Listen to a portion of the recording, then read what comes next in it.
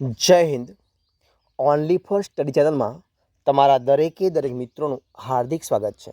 તો આજે આપણે વિડીયોમાં જોવાના છીએ કે મિત્રો, ગુજરાતની કોઈ પણ સ્પર્ધાત્મક પરીક્ષા હોય તો એની અંદર જે એનસીઆરટી મિત્રો જે ભાગ ભજવે છે એ મિત્રો મુખ્યનો પાયો છે. એટલે કે આપણે આ સિરીઝમાં ધોરણ 6થી માંડીની શરૂઆત કરીએ છીએ. તો ધોરણ 6 સામાજિક વિજ્ઞાન છે મિત્રો.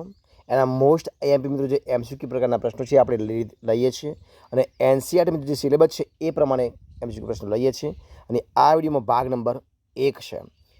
ટોટલ મિત્રો આપણે ધોરણ 6ના ફક્ત ને ફક્ત સામાજિક વિજ્ઞાનના શેના વિજ્ઞાન ટેકનોલોજી મિત્રો અલગ આવશે. ફક્ત ધોરણ 6ના સામાજિક વિજ્ઞાનના આપણે 1220 પ્રશ્નો મિત્રો જોવાના છે. ફક્ત સામાજિક વિજ્ઞાન એટલે એનસીઆરટી મિત્રો આપણે ધોરણ 6થી મિત્રો 12નું આપણે લેવાના છે. ગુજરાતની કોઈ પણ સ્પર્ધા પરીક્ષા આવશે સ્પર્ધાત્મક તમને ખૂબ જ ઉપયોગી નીવડશે. તો આજે ભાગ 1 છે. વિડીયો પૂરેપૂરો જોજો. શરૂઆત કરીએ આપણે ભાગ 1ની અંદર. જોઈએ જો શું છે પ્રશ્ન 1 તમારી સમક્ષ છે. પ્રશ્નમાં જો શું છે કે ભોજે અધ્યયન અને સંશોધન વિદ્યાભવન કયું ભોજે અધ્યયન અને સંશોધન વિદ્યાભવન કઈ જગ્યાએ આવેલું છે? 4 ઓપ્શન છે મિત્રો. તો જવાબ શું આવશે? જવાબ આવશે ઓપ્શન સી અમદાવાદમાં. ક્યાં આવશે? ઓપ્શન સી જવાબ આવશે અમદાવાદમાં આવશે. ઓપ્શન સી જવાબ આવશે કે ભોજે અધ્યયન અને સંશોધન વિદ્યાભવન એ અમદાવાદની અંદર આવેલું છે. ઓપ્શન સી જવાબ બનશે.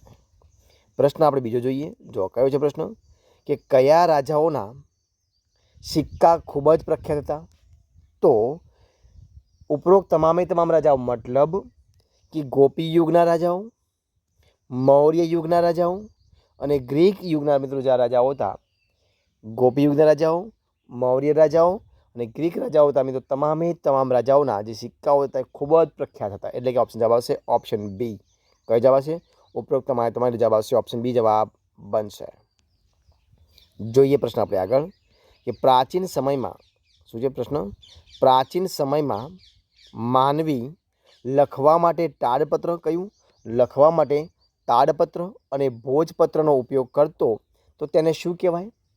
તો મિત્રો ક્યારે? પ્રાચીન સમય એટલે કે જૂના સમયની અંદર.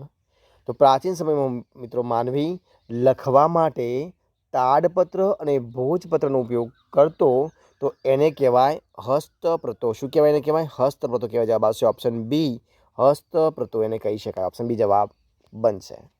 જોઈએ પ્રશ્ન આપણે આગળ ચર્ચા કરીએ. શું છે પ્રશ્ન મિત્રો? આપણે દરેકે પ્રશ્ન મિત્રો એકદમ શાંતિથી લેવાના છીએ એનસીઆરટી કે મિત્રો તમારો કોઈ પણ પ્રશ્ન બાકી ન રહી જાય અને તમને ખૂબ જ સરળતાથી સમજણ પડી જાય. તો જોઈએ હસ્તપ્રતો કઈ જગ્યાએ સચવાયેલી છે? હસ્તપત્રો કઈ જગ્યાએ સચવાયેલી છે?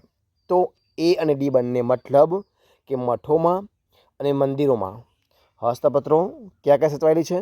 તો મઠો અને મંદિરો બંનેમાં સચવાય. જવાબ આવશે ઓપ્શન એ.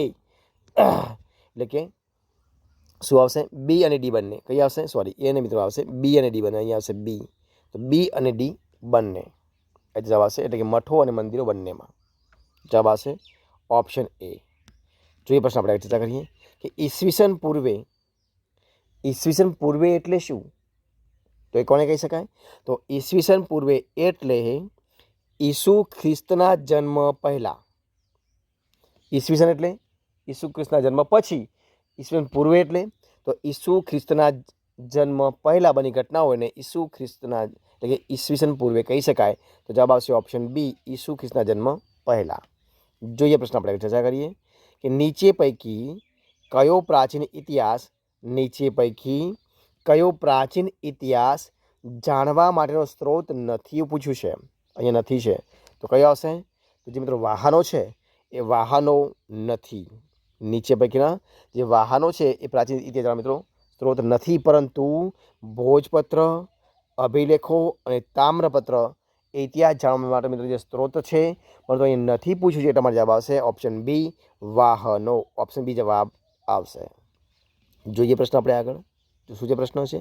પ્રશ્ન છે કે માનવ સમાજના ભૂતકાળની માહિતી આપતો વિષય એટલે શું? તો માનવ સમાજના ભૂતકાળની માહિતી આપતો વિષય એટલે ઇતિહાસ. એને શું કહેવાય? એને ઇતિહાસ કહેતો, એને કહેવાય ઇતિહાસ. એટલે કે માનવ સમાજના ભૂતકાળની માહિતી આપતો વિષય જેને આપણે શું કહી શકીએ, એને કહેવાય ઇતિહાસ. જવાબ આવશે ઓપ્શન એ, ઇતિહાસ. જોઈએ પ્રશ્ન આપણે ચર્ચા કરીશું. જે પ્રશ્ન કે ગ્રીસના લોકો, કોણ? ગ્રીસના લોકો સિંધુ નદીને કયા નામે ઓળખતા હતા? તો ગ્રીસના લોકો મિત્રો સિંધુ નદીને ઇન્ડસ, કયા નામે? ઇન્ડસ નામે ઓળખતા હતા. એટલે જવાબ આવશે ઓપ્શન ડી, ઇન્ડસ. એટલે કે ગ્રીસના લોકો જે સિંધુ નદી છે, સિંધુ નદીને ઇન્ડસ નામે ઓળખતા હતા. પ્રશ્ન આપણે આગળ ચર્ચા કરીએ. જો પ્રશ્ન શું છે કે તામ્રપત્ર પરથી, જો શું છે પ્રશ્ન છે કે તામ્રપત્ર પરથી શેની માહિતી મળે છે? તો નીચેના મિત્રો આપણે તમામ, એટલે કે ઉપરોક્ત તમામ મતલબ, કે નીચે આપણે તમામ મતલબ કે રાજાએ કરેલ દાન, રાજાનો ધર્મ અને રાજાના નામ. એટલે કે જે તામ્રપત્રો મિત્રો છે એ તામ્રપત્રો પરથી રાજા કરેલ દાન, એનો ધર્મ, રાજાનો ધર્મ, રાજાનું નામ, એ તમામની માહિતી મળે છે. જવાબ આવશે ઓપ્શન એ, ઉપરોક્ત તમામ. એટલે કે નીચેના તમામ. પ્રશ્ન આપણે આગળ જોઈએ. પ્રશ્ન શું છે કે સમયની ગોઠવણી, કયું? સમયની ગોઠવણી કોના જન્મ સાથે સંકળાયેલી છે? સમયની ગોઠવણી કોના જન્મ સાથે સંકળાયેલી છે? તો જવાબ શું આવશે? તો સમયની ગોઠવણી એ ઈસુ ખ્રિસ્તના જન્મની સાથે, કોની જન્મ સાથે? ઈસુ ખ્રિસ્તના જન્મ સાથે સંકળાયેલી છે. જવાબ આવશે ઓપ્શન એ, ઈસુ ખ્રિસ્તના જન્મની સાથે. ઓપ્શન એ જવાબ આવશે.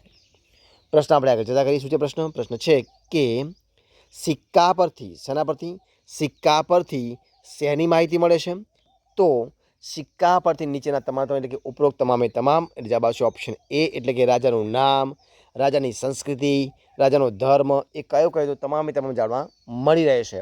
એટલે કે સિક્કા પરથી ઉપરોક્ત તમામે તમામ, એટલે કે રાજાનું નામ, રાજાની સંસ્કૃતિ, રાજાનો ધર્મ, તમામે તમામ માહિતી મળી. જવાબ આવશે ઓપ્શન એ, ઉપરોક્ત તમામે તમામ, એટલે કે નીચેના તમામ. પ્રશ્ન આપણે જોઈએ. જો શું છે પ્રશ્ન? પ્રશ્ન છે કે ધાતુના ટુકડાઓને છાપ ઉપસાવા બીબામાં મૂકી દબાણ આપી બનાવવામાં આવતા સિક્કા એટલે એને શું કહી શકાય? તો ધાતુના ટુકડાઓને છાપ ઉપસાવા બીબામાં મૂકી દબાણ આપી બનાવવામાં આવતા સિક્કા એટલે પંચમાર્ક સિક્કા. શું કહેવાય ને? પંચમાર્ક સિક્કા કહી શકાય. જવાબ આવશે ઓપ્શન બી, પંચમાર્ક સિક્કા એવું કહી શકાય. જોઈએ પ્રશ્ન આપણે આગળ. જો શું પ્રશ્ન છે? પ્રશ્ન છે કે કોણ પ્રાચીન સ્થળો પર જય ઉત્ખનન કરીને મકાનો, ખોરાકના નમૂના વગેરે શોધીને તેનો અભ્યાસ કરી અને માનવોની સંસ્કૃતિથી આપણને અવગત કરે છે? તો કોણ કરે છે? તો પુરાતત્વ શાસ્ત્રી કરે છે. કોણ કરે છે? પુરાતત્વ શાસ્ત્રી.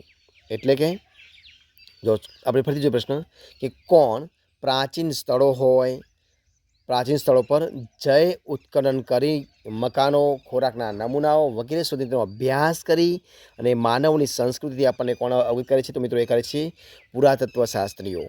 જવાબ આવશે ઓપ્શન સી, પુરાતત્વ શાસ્ત્રી. ઓપ્શન સી જવાબ બનશે. પ્રશ્ન આપણે આગળ જોઈએ કે પુરાતત્વ શાસ્ત્રીને અંગ્રેજીમાં શું કહેવામાં આવે છે? જે પુરાતત્વ શાસ્ત્રીઓ છે એમને અંગ્રેજીમાં શું કહેવાય છે? તો મિત્રો એને કહેવાય છે આર્કિયોલોજિસ્ટ. શું કહેવાય ને? આર્કિયોલોજિસ્ટ કહેવાય ને? તો એને કહેવાય છે આર્કિયોલોજિસ્ટ. જોઈએ જવાબ આવશે ઓપ્શન ડી જવાબ બનશે. જોઈએ પ્રશ્ન આપણે આગળ કે ઇતિહાસ વિશે સંશોધન કોણ કરે છે? ઇતિહાસ વિશે સંશોધન કોણ કરે છે? તો એ કરે છે પુરાતન શાસ્ત્રીઓ, પુરાતત્વ શાસ્ત્રી. જવાબ આવશે ઓપ્શન ડી, પુરાતત્વ શાસ્ત્રી. જવાબ આવશે ઓપ્શન ડી જવાબ બનશે. પ્રશ્ન જોઈએ આપણે આગળ કે રાજાના પોતાના આદેશો હોય. શું હોય? રાજાના પોતાના આદેશો સેના પર કોતરાવી અને પ્રજા સાથે સંવાદ કરતા હતા.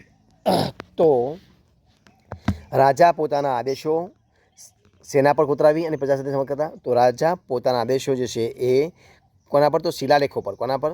શિલાલેખો પર કોતરાવી રાજા જે છે, રાજા પોતાના જે આદેશો છે આ આદેશો શિલાલેખો પર કોતરાવી અને પછી શું કરે છે?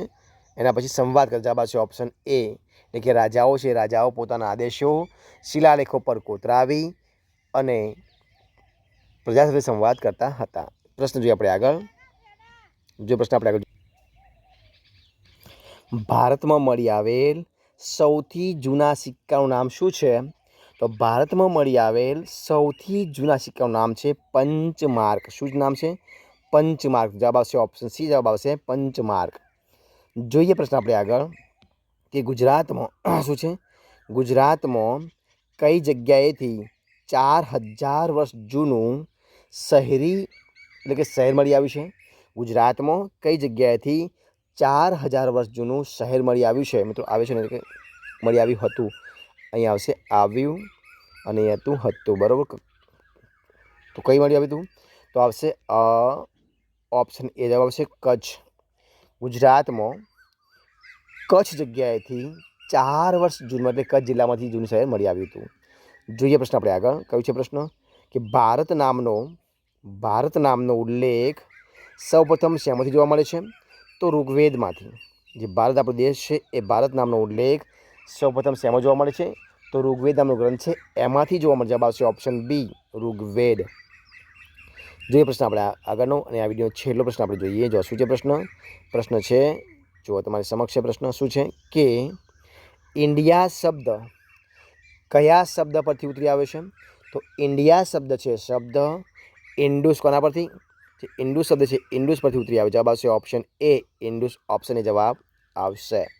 તો મિત્રો અહીંયા આપણે આ રીતે એનસીઈઆરટી મિત્રો જે ભાગ 1 છે સંપૂર્ણપણે આપણે પૂરો કરીએ છીએ. જો તમારો વિડીયો ગમ્યો હોય, પસંદ આવ્યો હોય, યુઝફુલ લાગ્યો હોય તો એને લાઇક કરો, કોમેન્ટ કરો, તમારા મિત્રને વિડીયો શેર કરો, અને છેલ્લે ચેનલમાં નવા હોય, ચેનલ સબસ્ક્રાઈબ ન કરી હોય તો ઓનલી ફોર સ્ટડી ચેનલને સબસ્ક્રાઈબ કરવા માટે વિનંતી છે. ફરી મળીશું એક નવા વિડીયો સાથે, નવા ટોપિક સાથે. ત્યાં સુધી બની રહો.